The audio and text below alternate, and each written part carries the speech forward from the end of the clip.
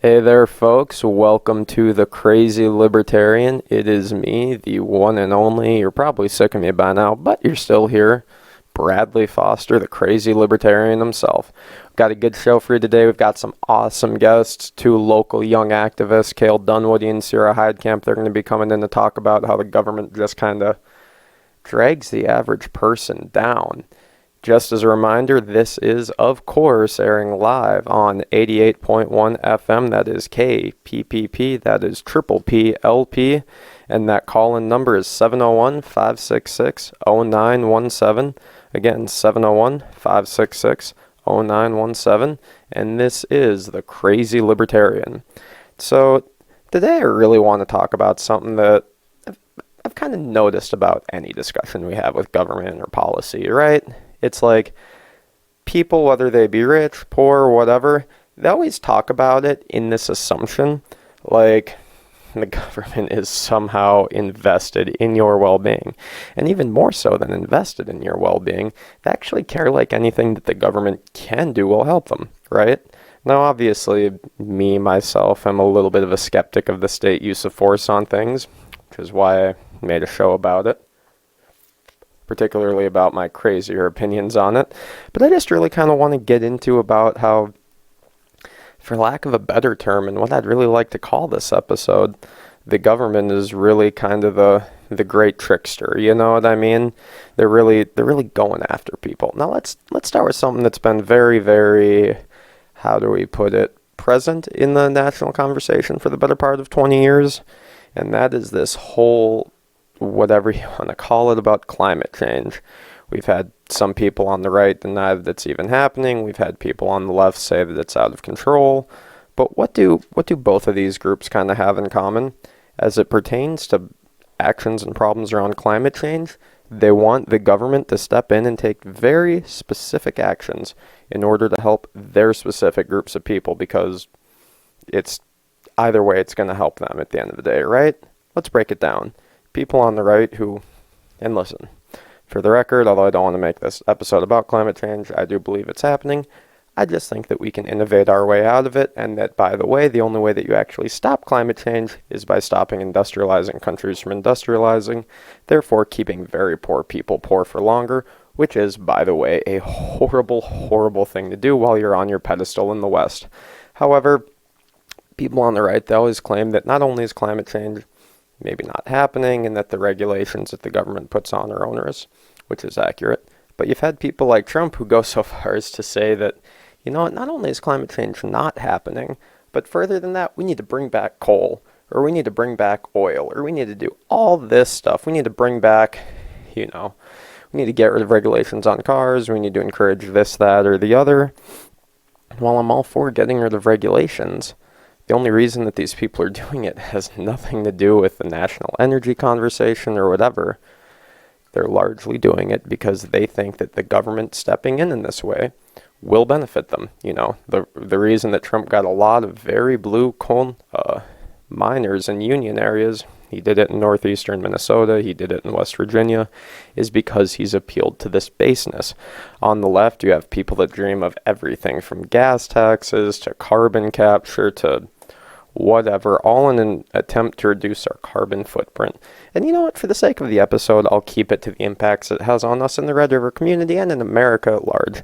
Like I said, I am not even talking about the fact that in order, and I'm going to bring this up one more time, to actually fight climate change, which is why, by the way, the Paris Climate Agreement didn't have China, India, or any other developing nation in it, is to stop developing nations from developing, because rich countries have already hit the point where they can start taking care of their emissions without making themselves actively poor.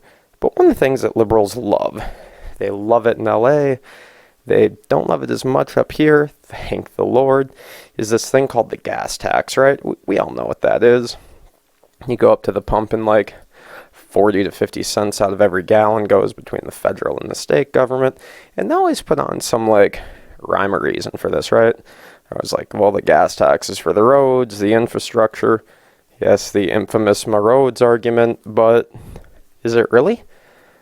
I don't know if you've had the opportunity to drive around some of our country's great roads, but I don't know if I'm getting 50 cents per gallon of my money's worth of what I'm getting on the gas tax. And you know what? Even assuming that that works remarkably well, right? Which it doesn't, but assuming that the gas tax actually does what they say it does, who's the gas tax hurt? And this is always so lost in the discussion about any of these policies. The gas tax isn't hurting the rich multimillionaire who's driving 8 cars. The gas tax isn't hurting the guy that the gas tax is hurting, rather. The people that are driving 1 car and have to drive to and from work, and for whom an extra 10 cents a gallon of gas when they're burning through a tank a week might make the difference between someday owning a home and being forced to rent for the rest of their lives. A lot of these regulations and solutions to these far-off problems are really, tragically, nothing but ways that the average person is forced to put in more and more and more. And like I said, even assuming that it solves all of these problems, it most negatively impacts poor people the most, and that's something that just isn't talked about. Now, kind of jumping off of gas taxes, and I'll save some of it for Sierra and Kale, but I want to talk about regulations a little bit, because that's something that really in the last 100 years has become like a weird American phenomena. When you talk about regulations, it's always like even though that started with the best of intentions 100 years ago in the progressive era and all that stuff, but it always seems like we're one specific regulation away from making the world a better place. I used to intern I used to work in the real estate market, and there were papers upon papers upon papers upon papers of stuff, and just a lot of it was like almost just boneheaded. And I asked my boss at the time, and she said that, well, there's always one lawsuit and one regulation to fix that and this. And I want to really talk about the unintended consequences of this kind of a thing, right? Because people that put on regulations or whatever, they always claim to have the best intentions. We're doing it for public safety. We're doing it because we're trying to make the world a better place, blah, blah, blah. But who do a lot of these regulations, especially a lot of these frivolous regulations, when they're written by bureaucrats and not actually looked over by any legislative body, which is in fact how most law in the United States works these days because Congress has shirked its legislative duties. But what's it come down to? A bureaucrat, an unelected bureaucrat at that, who is interacting with several other layers of bureaucracy with a very thin amount of either state, local, or federal oversight, gets to propose regulations that each and every one of us have to live by. Regulations, as we'll mention later, like paying $1,200 before you can braid hair without using any type of chemical or machine. We've got regulations that talk about exactly how much truck drivers need to nap when they're on the road. We've got regulations that say and in some cities we've got regulations over whether you can or can't share scooters around. It's just incredible, right? But the question that I have is, given that we've, for the last 100 years, regulated seemingly everything, is there anything that's not regulated? Is there anything you can do? You can't collect rainwater in most of this country because courts have ruled that in a roundabout way you're effectively taking from the state. If you put solar panels on your roof, there's actually places where they can limit how much energy you produce before they have to shut you off. How does this help the average person? Because we've been told that it's somehow for our safety and health and all this other stuff. But is it really? Because I will tell you what the average person does see from this other than more red tape. And that is that we are all paying, as we always do, for this nonsense that we call government. I mean, how many regulations and how many bureaucratic hours and how many internal memos and all of that other red stuff have our taxes paid for that has been essentially to help a few rich people? Because let's not forget, do you know who's actually joining the fight for $15 national minimum wage now? People like Target and Walmart. Because big, powerful corporations can always, and they always will. This is the heart of the nasty corporatism or crony capitalism that's taken over this country, is that they use those allegedly good-intentioned regulations in order to choke out competition. And when you choke out competition and hinder the market, guess what? The consumer ends up paying more. But there's a sick irony in this, right? in addition to paying more for the end good or product, you're paying for the regulations to be written on that product. And because of how federally funding works, use it or lose it, you have entire armies of bureaucrats that are trying to do more with their funding in order to get more funding and finding things to regulate and write down rules on. All the while you're stuck with the bill. And let's think about this for a little bit more, shall we? Another moment, if you will. When we're talking about these regulations, the really incredible thing about it to me is that they're so far away removed from any type of accountability. Because it's not like your congressman knows about a particular regulation. You know what I mean? It might be that your congressman or that someone in your district passed a bill 50 years ago enabling an agency to take over a very loose amount of regulations, which the courts have routinely upheld. I mean, I think recently there was a court case that challenged this, but for a lot of the precedent has been that the bureaucratic rules are essentially the rules on these issues. The courts have said for decades now that if the legislative gives an executive authority like a bureaucracy the ability to regulate something, what the bureaucracy says is law.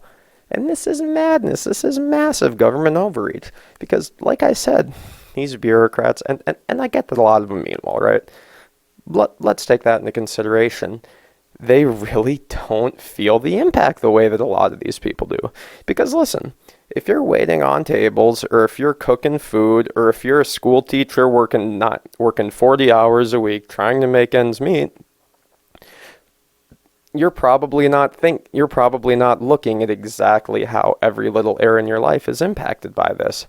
But with so many regulations, and we don't even know the total amount of red tape that's been put on all this stuff, right? So we almost don't even know how much this is costing us and who's benefiting from it. But I can tell you this, and I know that the economy's been doing what we would call on paper well, but given the lack of wage growth in this country and the fact that for a lot of people in a lot of places, the economy simply isn't coming back, I think it's fair to question how good these regulations really have been. And and we can wrap this all together, right?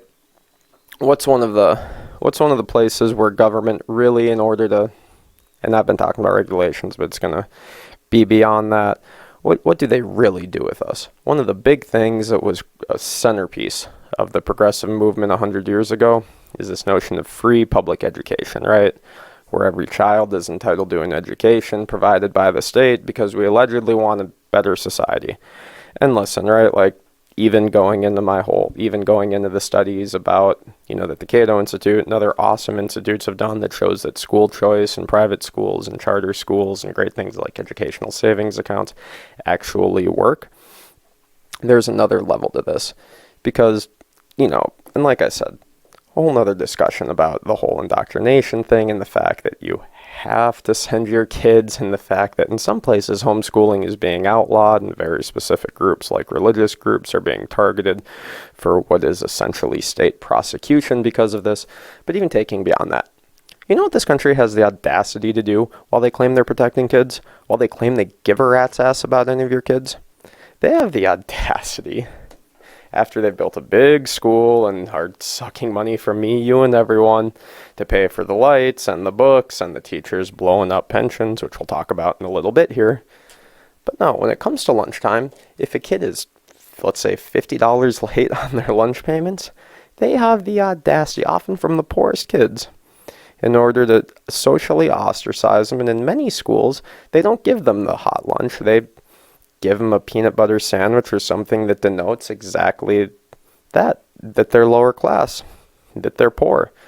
So we have this entire system of public education. We're not even supposed to question the costs, right? We're supposed to assume that this is all for the good. But when it comes to feeding children for relatively inexpensive costs, and this is at the local level, by the way, at the ultra-local level, bureaucrats have decided they would rather ostracize these kids and make them have a worse time, get along worse socially, over $50 or so, than actually do anything for the well-being of their kids. There's been school cases where people, the school be $50,000 short or whatever because of unpaid student lunch bills, where private institutions, private charity, our libertarian answer, right? Isn't that great? We don't need force to get involved. We don't need to shame these kids. Awesome. They have rejected the money numerous times. And you know why? That's because for a lot of these people, it's not per se about what is best for the kid. It's about how they think the world should work. And guess what? We live in such a country where we can take your kid and force them to go through 12 or 13 years of school. And then, by the way, for the last 5 of that, we encourage them to go fight for the government in our pointless wars in the Middle East, or to go to a college that's overinflated, overpriced, and underdemanded right now. But when it comes to feeding them, that's a bridge too far. So, what's this point out, right? If they really, really cared for the kids, you'd think that they could maybe do something like, I don't know, take from the teachers' pension plans, perhaps. Maybe they could have a lower superintendent's budget. That could pay for a lot of it. Maybe we could get rid of some of the red tape. Maybe we could get rid of the bureaucracy. Maybe we could look at ways of doing schooling online in ways that can lower cost. Because here's the thing. If the government's going to force kids to be in a place for 8 hours a day, it seems, and force, right? Like, Kamala Harris. Yes, that was Kamala Harris, one of the former front leaders before she was destroyed by Tulsi Gabbard for the 2020 presidential race, actually prosecuted parents of truants. But they don't have, so they have the audacity to tell you at gunpoint what you can do with your kid, but they won't feed them once they're there. That smacks of an arrogance. And that smacks of an arrogance that doesn't seem to give a damn about us. Is that the kind of caring government we have? Is that the system that we're relying on? Is that what we want to regulate every portion of our lives? Where they'll do things they assume that we will take their trust in blind faith. And then when it's something super important, we have all the research that suggests how important it is that kids are healthy and fed. They're willing to socially ostracize them, and in some cases, deny free outside help in order to keep them that way for longer. Ridiculous. So this is the group that we assume is going to regulate our way to perfection. Because here's the thing, right? All of this comes down on the average person. Because, like I say on this show all the time, we're paying for all of this. Last year, this country currently has $23 trillion in debt. We ran we're running over $1 trillion deficit for this fiscal year, and it's not even close to over. And the thing that brings it up is that we are on the hook for all of this. But how much of it do we question? Really?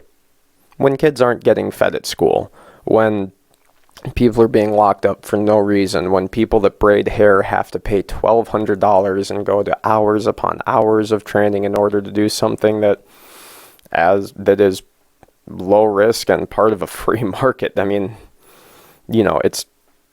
it's something that middle schoolers do with each other. It seems like something that we definitely shouldn't be putting up there with, like, I don't know, what it takes to be an EMT or something like that, and yet they do. Because when these regulations are written, they always have the best of intentions. But they so regularly have the worst of impacts. And here's the thing. The benefits to these regulations are few and specific. Do you know who benefits from having high regulations on new entry into, let's say, the hair care market?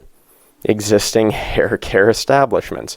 Do you know who has been hurt by the craft beer boom?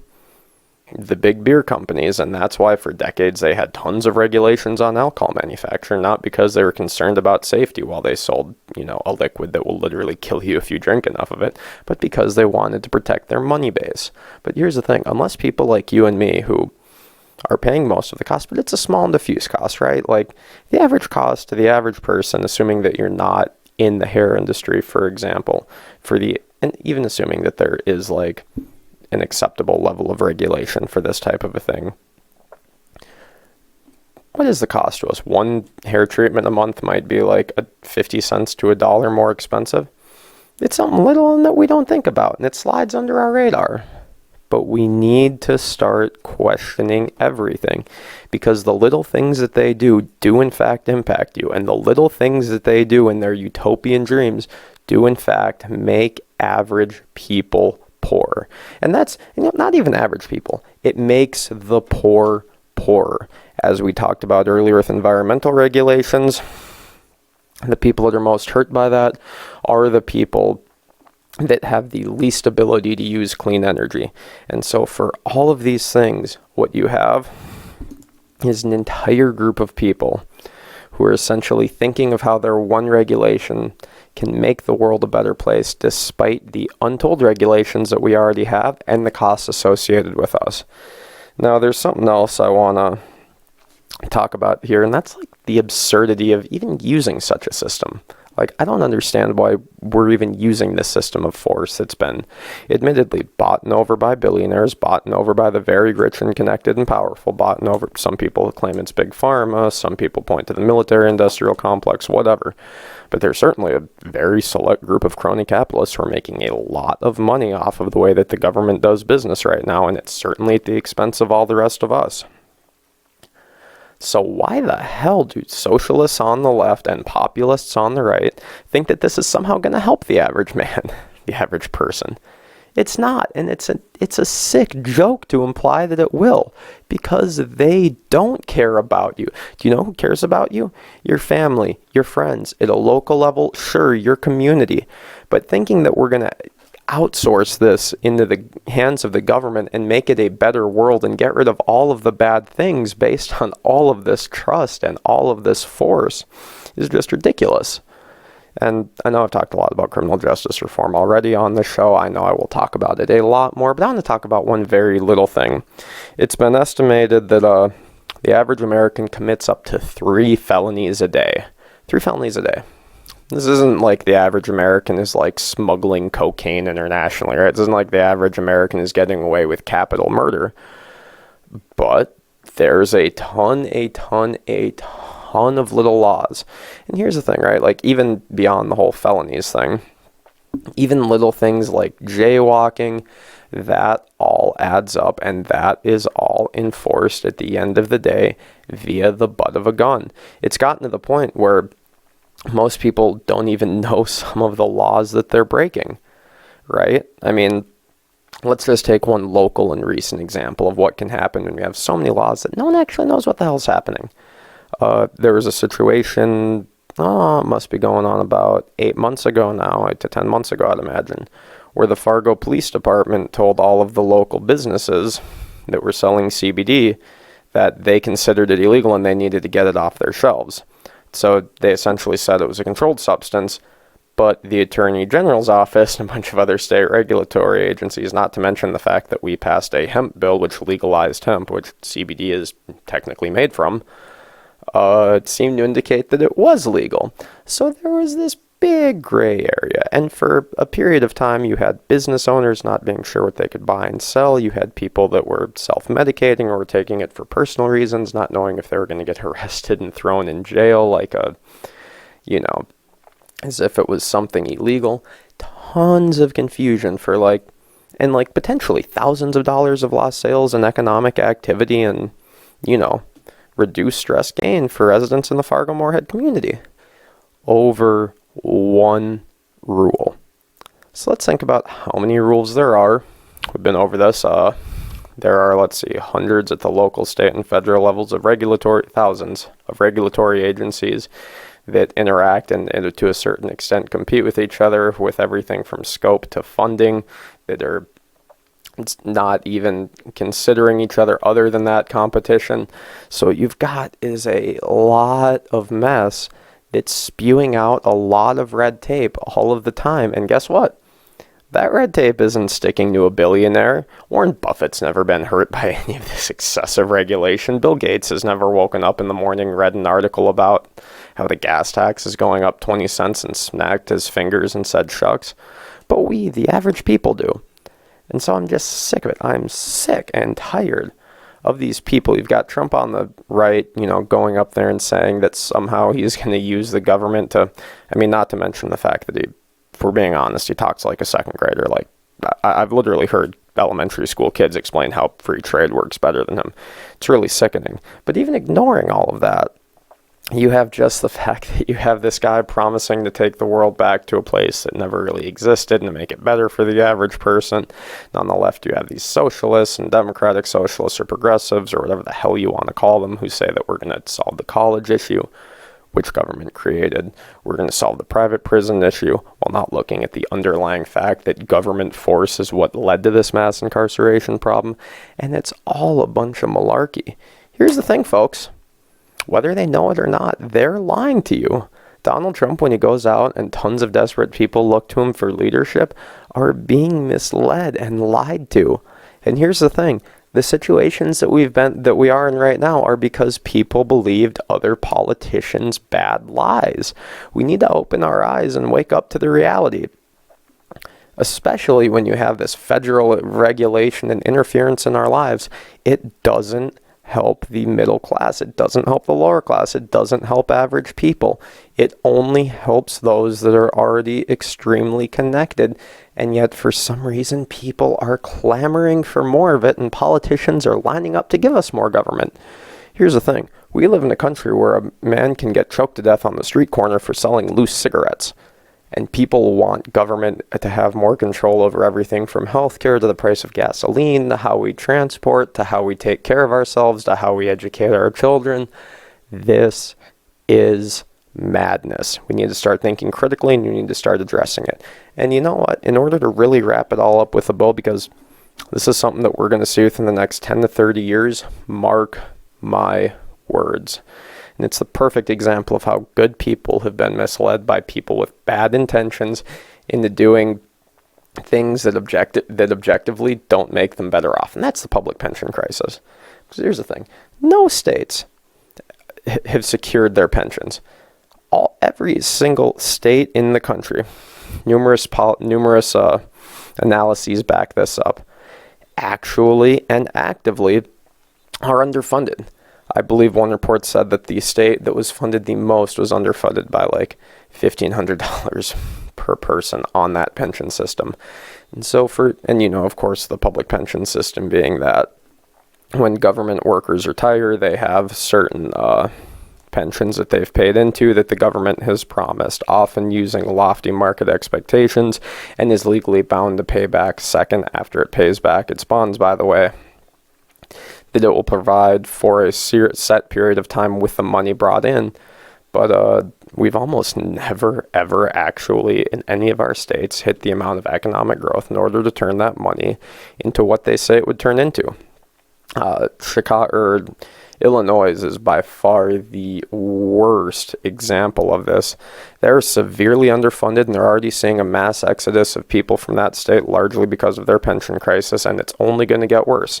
So what's that mean? That means that there's going to be a lot of good people who thought that they had their retirement figured out, who have been misled, who have always voted a certain way, who have acted on the interest of that pensions. And they're going to realize far too late that they've been lied to.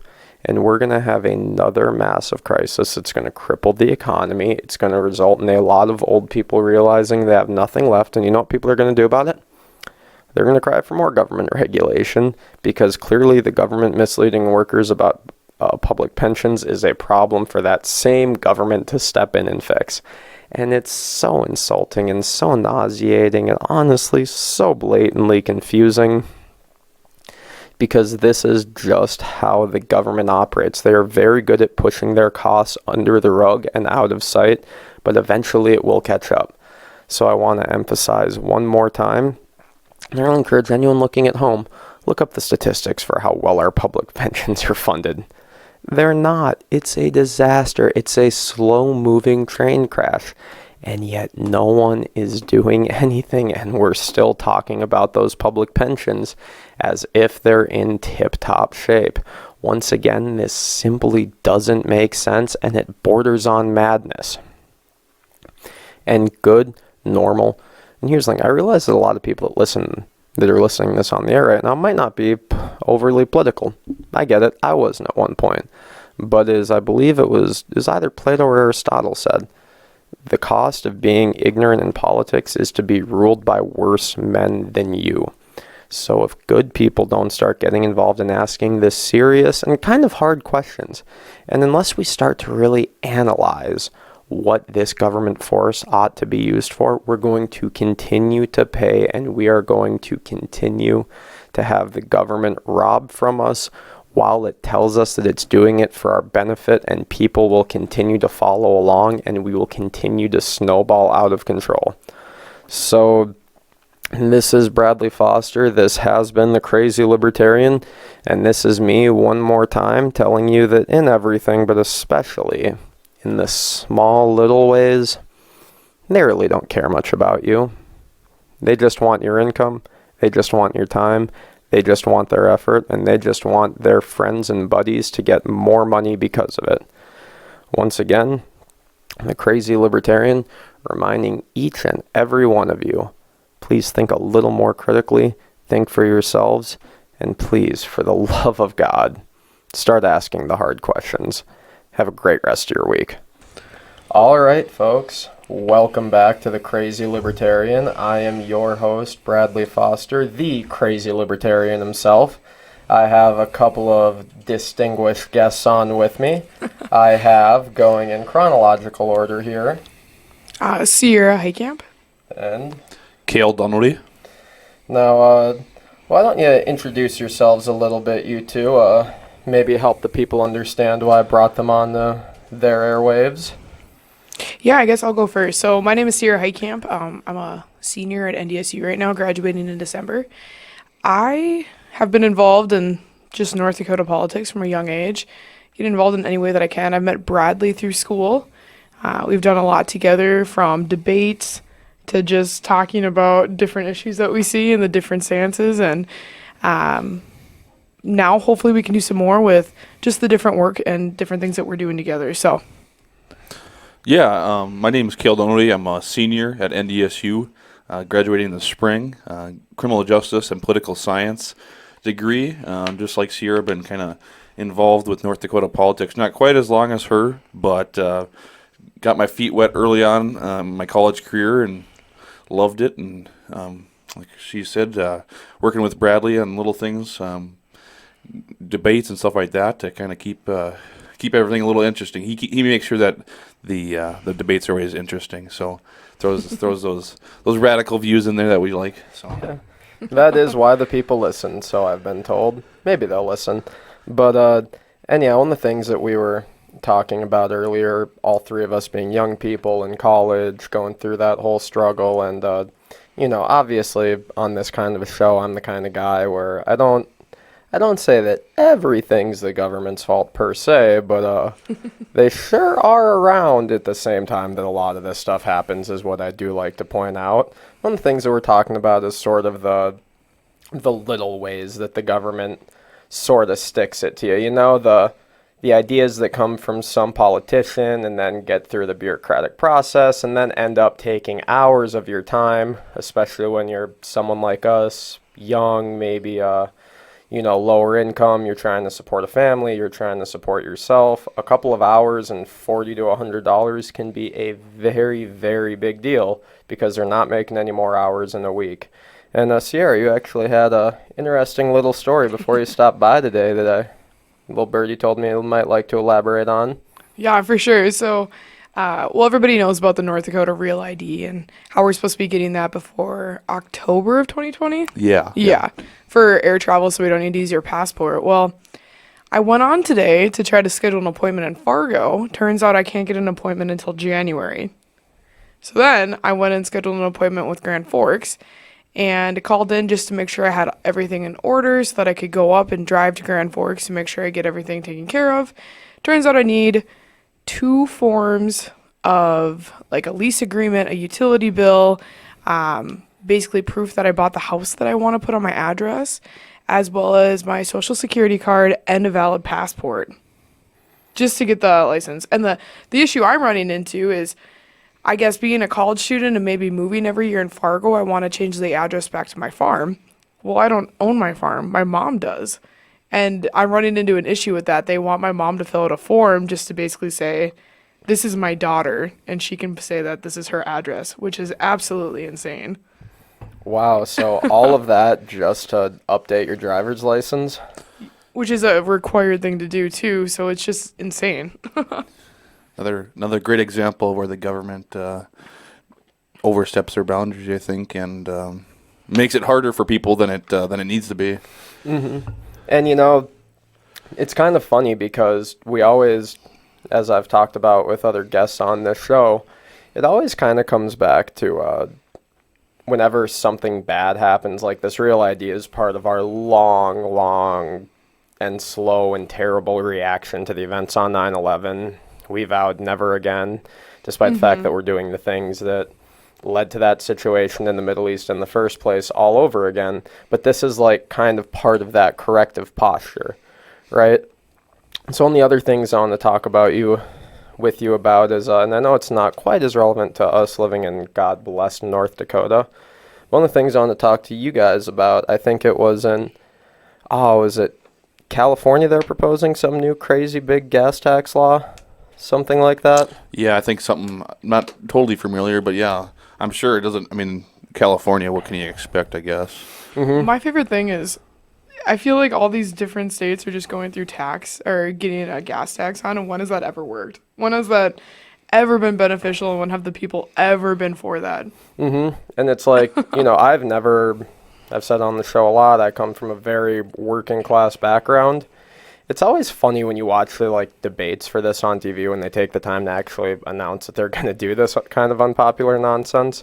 They always say it's only going to be like 20 cents a gallon and it's going to do such and such and it's going to have such and such an impact. But one of the funny things about it is that it almost never actually has those impacts. And oftentimes a lot of the opposite actually tends to happen.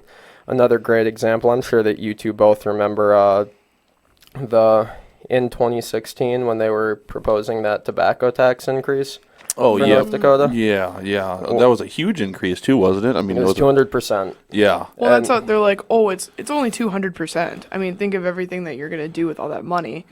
But then you look at the proposition or the ballot initiative, and there is nothing in that writing that says the money is going to go there. And that's something, Kayla and I, with what we do, we're pretty familiar right now with Proposition CC, which is on the ballot in Colorado.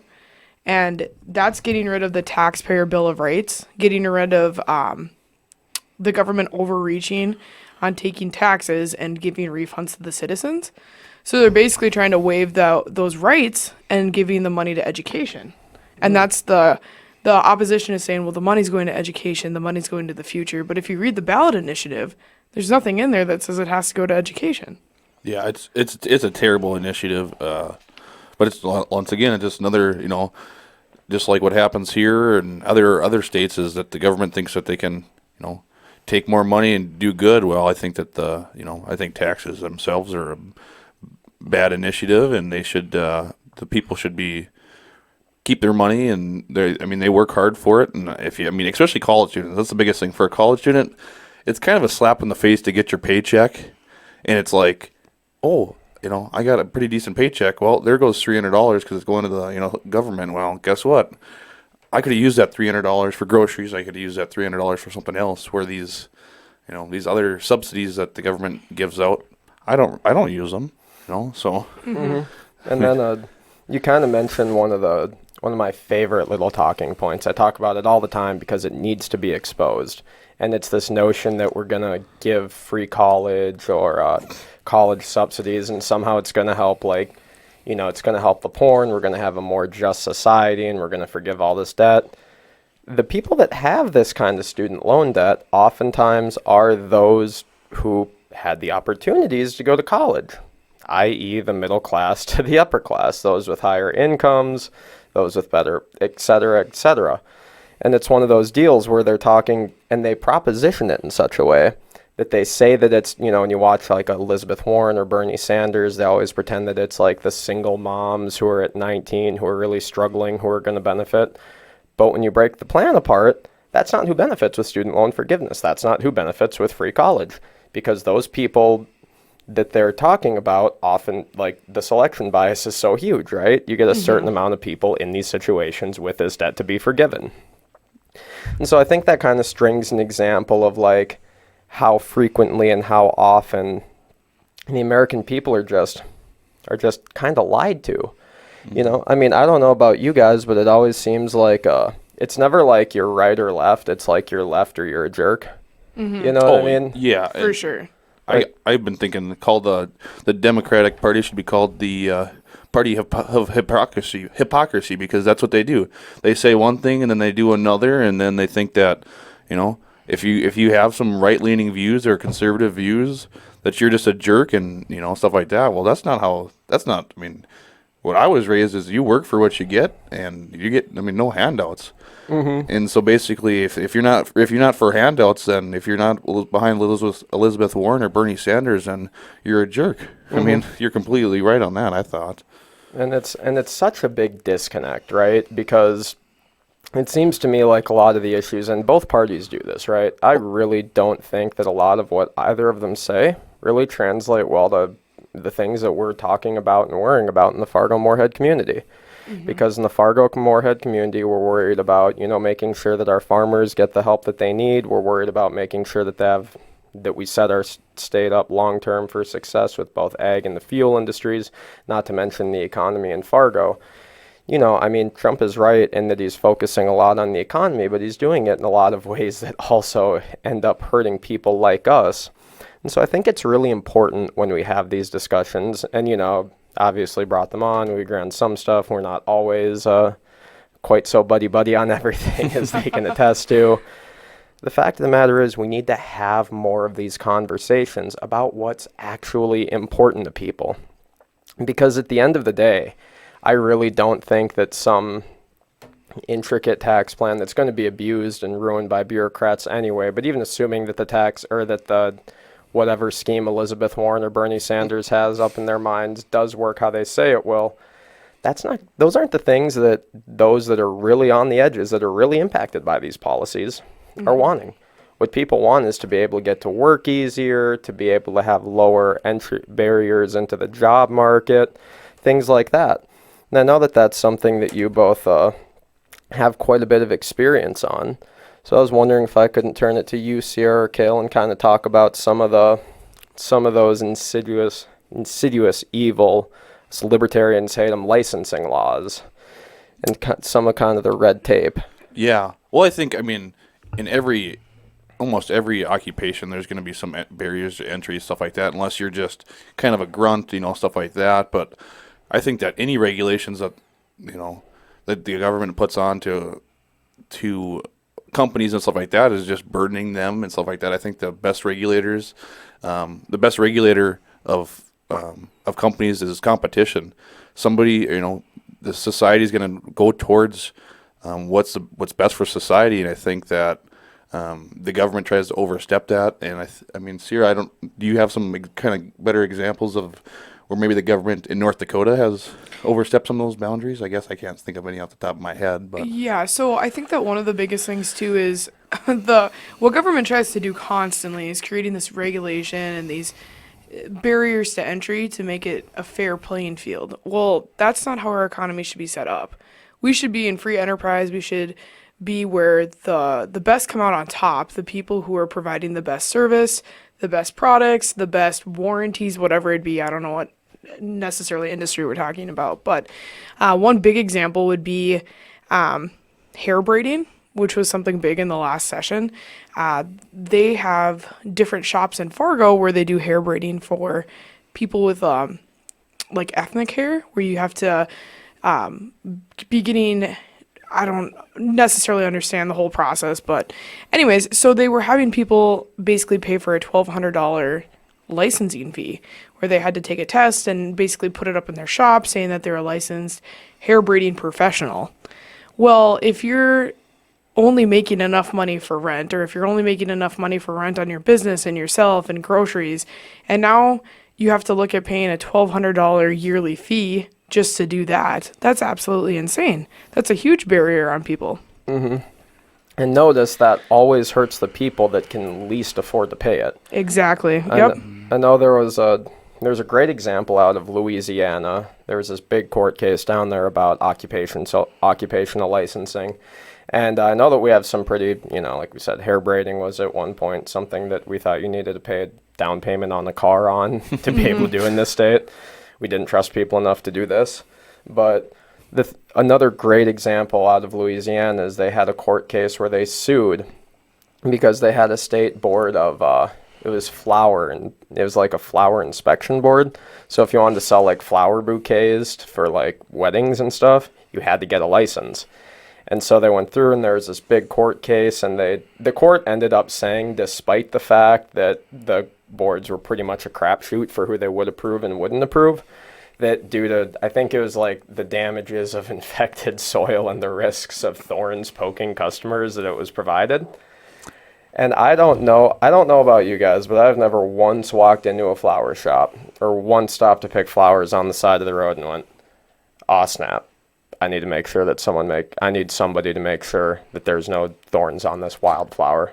Well, that's what I need. Yeah. I would love to pay another $10 per bouquet just so I can have that privilege. Well, God, please. And then you get, I mean, like when I was in middle school, we would sell like daisies. You know, if we had that same law, we were selling daisies in school for like $1. You could give it to, friends, or if you had a crush on somebody, stuff like that. Carnations and stuff. Yeah, it's like if that would have been the case, we would have been instead of paying $1 for one, we would have been paying $5 for one, and it probably just wouldn't have happened. Stuff like that if we would have that.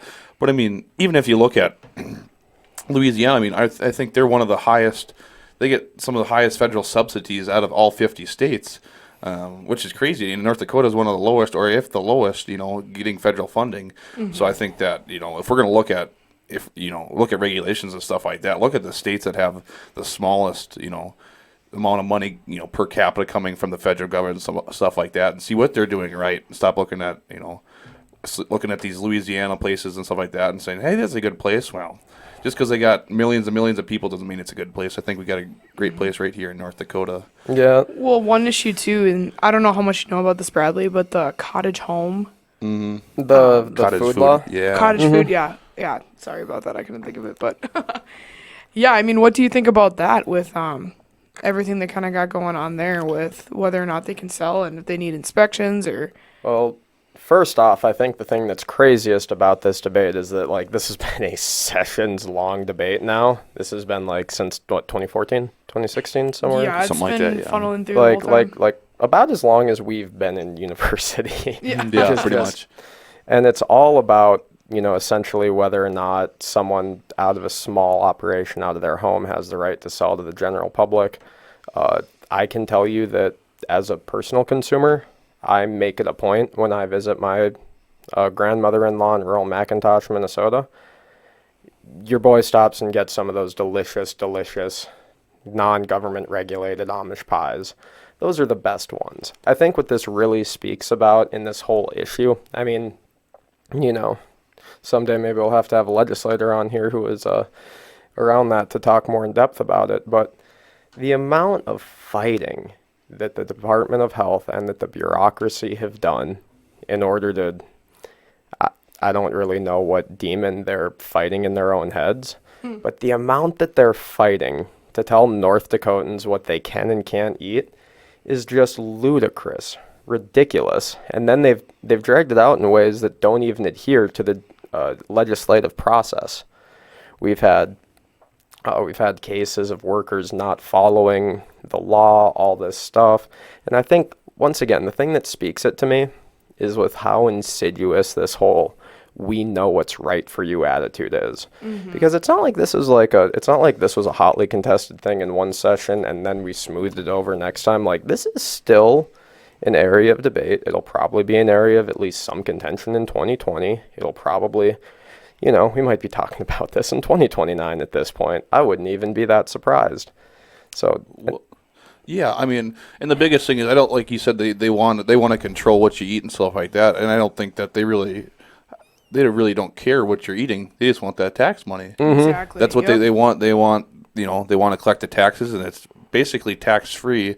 If they don't, if they sell under a certain amount of money, it's probably tax free.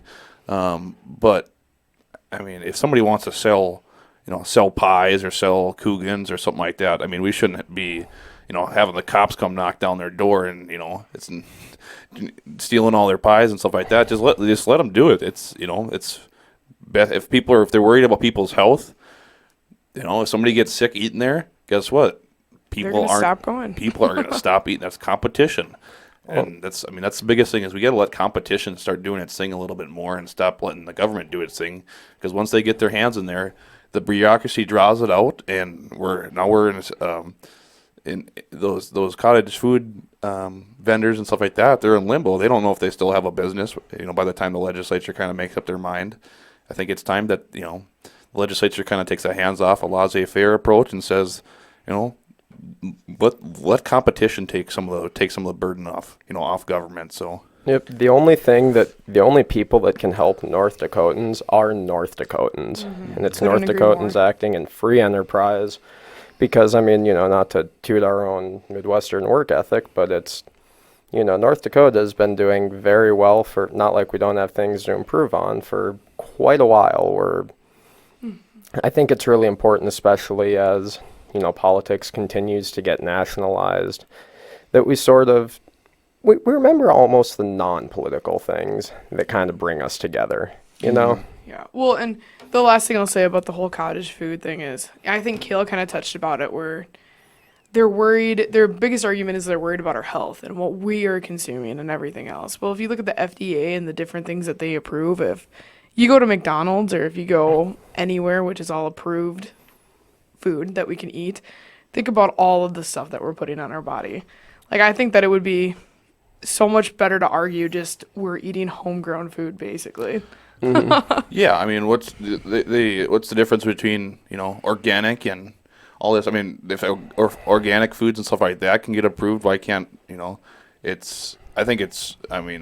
everybody in North Dakota basically grew up on homegrown food, cottage food, stuff like that, and I think, that's kind of North Dakota's organic. I mean, some people around here, go to those natural grocers and stuff like that. When I get a chance to go back to Jamestown, North Dakota, for Christmas and stuff like that, I'm expecting some homegrown food, some good cottage food, stuff like that. And I think that seeing that kind of dissipate, people are going to still do it anyways. Whether it's they might not have a bill of sale if they probably don't now, but it's going to be here. Well, here's $20, thanks. Stuff like that. So it's the government's trying to stop something, but I think they got a longer nose than they think, and they can't see underneath of it. And I think that's where maybe they should just stop looking underneath their nose and start looking at what they can, what other things they can improve on. And that's an excellent analogy. And then I think it also kind of touches upon this whole notion that, like, I don't know that I've ever eaten my grandma's delicious homemade food and thought, oh, that's going to be food poisoning.